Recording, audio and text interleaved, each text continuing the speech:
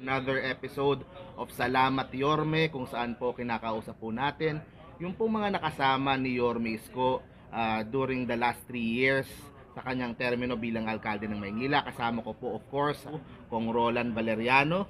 Kamusta po?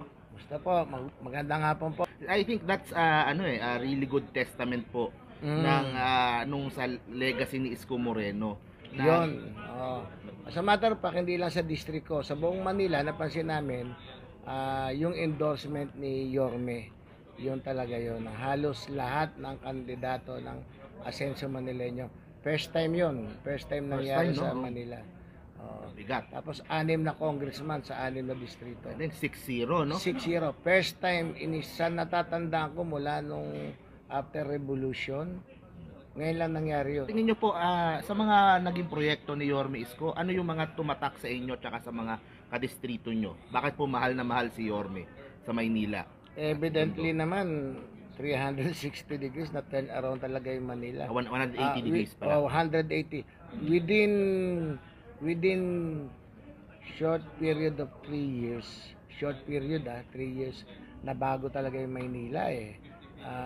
From talagang nothing, di ba? Wala siya talaga eh. Lugmok. Ngayon, lugmok, anong sinasabi ni Dugyot. Dugyot. Pero ngayon, nagkaroon ng pride ang Manileño.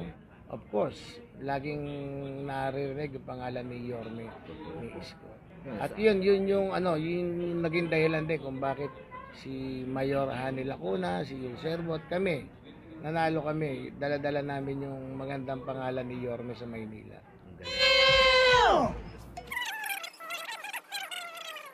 At yun yung naging dahilan din kung bakit si Mayor Hani Lacuna, si Yul Servo at kami, nanalo kami, dala-dala namin yung magandang pangalan ni Yorme sa Maynila.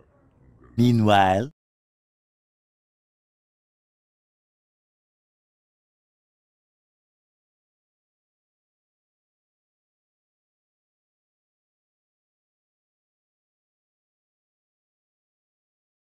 We feel betrayed. Why?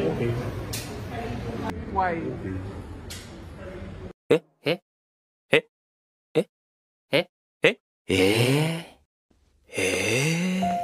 괜찮아. Huwag kayong bumalik! Kupal! Di na ako makakabalik!